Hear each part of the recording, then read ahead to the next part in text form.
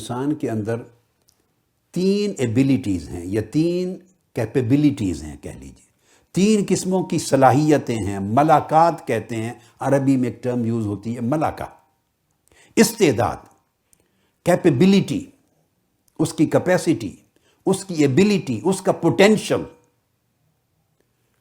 تین قسموں کے پوٹینشلز ہیں انسان کے اندر، ایک ملکیت، ایک حیوانیت اور ایک شیطانیت۔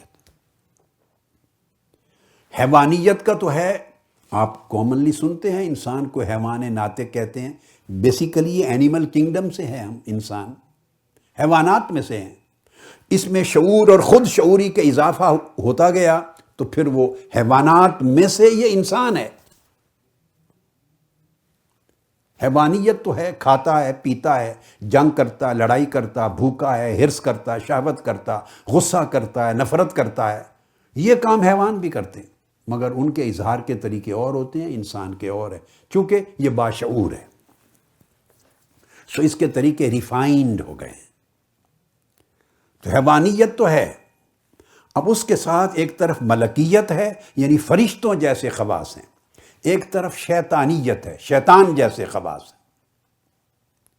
ملکیت اس کے اندر نور پیدا کرتی ہے، شیطانیت اس کے اندر اندھیرا، تاریکی پیدا کرتی۔ ملکیت اس حیوانی وجود کو اوپر کی طرف لے جاتی ہے، مالا اعلیٰ کی طرف، اور اس کے اندر جو کیپیسٹی شیطانیت کی ہے وہ اس کو گرا کر ذلیل کرتی ہے۔ ان تین چیزوں کا مرکب اس کو انسان کہتے ہیں، یہ انسانیت یا بشریت۔ بشریت ان تینوں چیزوں کا مرکب ہے، ورنہ شیطان ہوتا ہے، اس میں حیوانیت ملکیت نہیں ہوتی۔ فرشتہ ہوتا ہے، اس میں حیوانیت اور شیطانیت نہیں ہوتی۔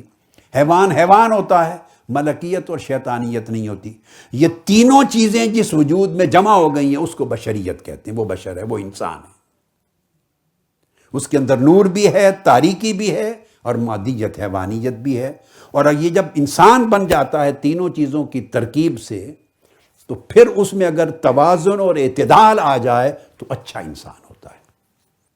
اب یہ توازن اور اعتدال کس طرح آتا ہے، اور اگر توازن اور اعتدال کھو جائے انسان تو وہ تنگ نظری اور انتہا پسندی، پھر وہی بڑھتے بڑھتے دہشت گردی کی طرف چلا جاتا ہے۔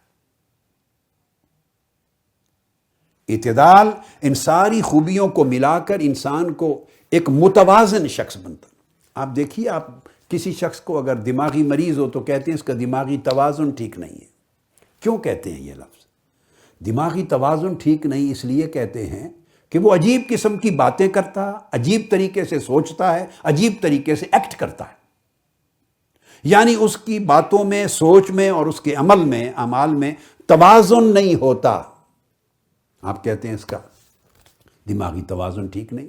اس طرح مزاج کا توازن ٹھیک نہیں، ایک آدمی بہت غصہ کرتا ہے، اینگر مینجمنٹ نہیں ہے، بے تحاشا کھاتا ہے، بے تحاشا بولتا ہے، تو آپ دیکھتے ہیں یہ غیر متوازن آدمی ہے۔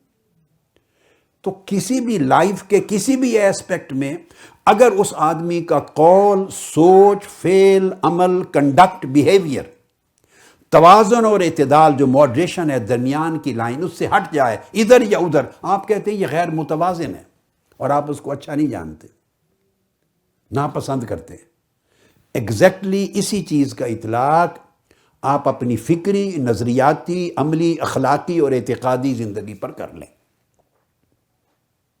تو عقائد اور نظریات میں بھی توازن اور اعتدال ہو تو اس کو حق کہتے ہیں، اس کو صراط مستقیم کہتے ہیں۔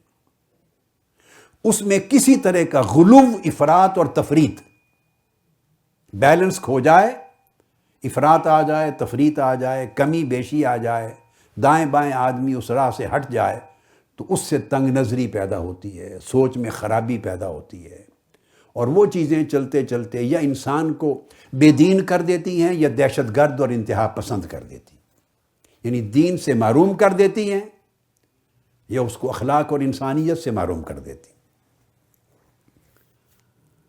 یہ ایک بنیادی ایسپیکٹ ہے جس کو سمجھنے کی ضرورت ہے۔